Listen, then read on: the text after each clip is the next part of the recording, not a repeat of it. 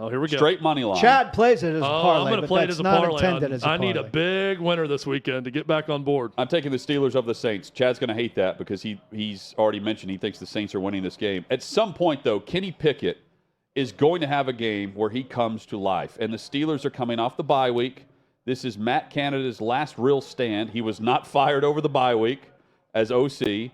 So here we go. And the Saints are not like – they allowed 4 sacks to Baltimore on Monday night. T.J. Watt makes his return. To me, off the extra week, I'm taking Tomlin over Dennis Allen, who has lost 34 of his first 45 games of being a head coach in the National Football League. I'm taking Tomlin off the bye here, and I'm taking the rookie, first-round pick, undeniable talent who is worthy of being a first-round pick, of winning this game and actually showing us over the backstretch of the season he's a quarterback worth investing in. And one more quick thing. Watch for a guy you've never heard of making a show for Pittsburgh. Jalen Warren, third down back. He's been better than Najee Harris. Tomlin has openly said that he's deserving of more touches and more carries. And here he is as an undrafted rookie against the Saints' 19th ranked run defense. Pick him up in fantasy if you don't have him. I'm taking the Steelers outright. I think T.J. Watt can give a real bolt of energy to the Steelers here, and going against Andy Dalton, Chad, maybe follow me here. Let's go. Break knock some balls loose. I took all three, all separate bets. Okay. I did not go with a parlay this time. I took all 3 on separate bets. I think, these two teams are bad enough. It might be a compelling game. Well, the Seahawks won for us last week.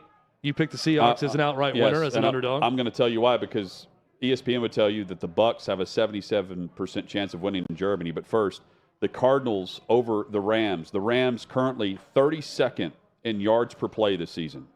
If you don't know how many teams are in the league, the Rams are dead last in yards per play this season, and Matthew Stafford is in concussion protocol, and they're still favored in this game.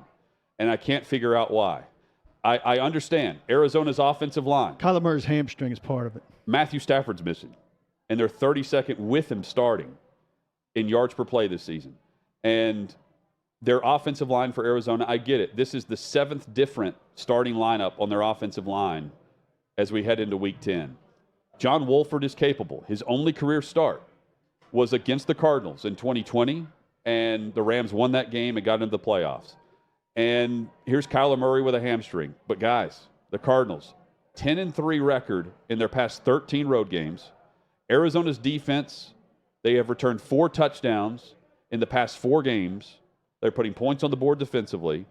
DeAndre Hopkins and Zach Ertz will carry this game. And Hopkins has been targeted 32 times in 3 games since he made his debut back in Week 7. 26 of those have been catches. He makes the Cards, to me, the better team this week, even though they're on the road against Los Angeles. And the Seahawks. Second straight week, the wrong team is favored with Seattle playing. I took them last week against Arizona. I'm taking them this week against Tampa Bay. Brady becomes the first quarterback to start NFL regular season games in 3 countries outside of the United States. And I'm betting he actually loses his first in this game abroad. The Bucs, mediocre offensive line. The Seahawks are 4th in the NFL with 27 sacks. Geno Smith, multiple touchdown passes in 7 games this season. That leads the league. Tampa's defense has not forced a turnover in 5 consecutive games now. This should be a solid game. Mike Evans has owned the Seattle secondary while he's been with the Bucs. But Brady, and Brady also challenged his team's effort right before they boarded a flight to Munich. I'm just taking the better team. I know the better team is Seattle. England has generally gotten crappy games, and Germany gets 1 game, and that's Brady. A pretty good debut game. I mean, you get Brady and one of the better stories in the league. But I saw last night, and I added it today. Last night, ESPN's whatever index they use says that Tampa has a 77% chance of winning. I don't get that.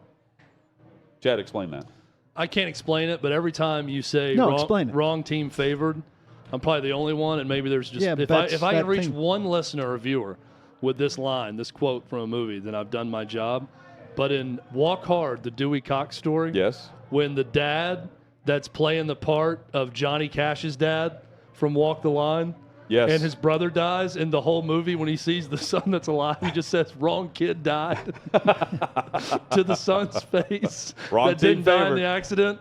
Every time I hear "wrong team favored," I just think of that guy saying, "Wrong kid died." The Bucs have lost 5 of their last 7 games. They're The back. Seahawks are rolling. Put your money with Seattle here as the underdog for the second consecutive I week. like it. Wrong kid died. Steelers, Cardinals, Seahawks. Outkick.com/bet is where you can go. Outkick.com/bet.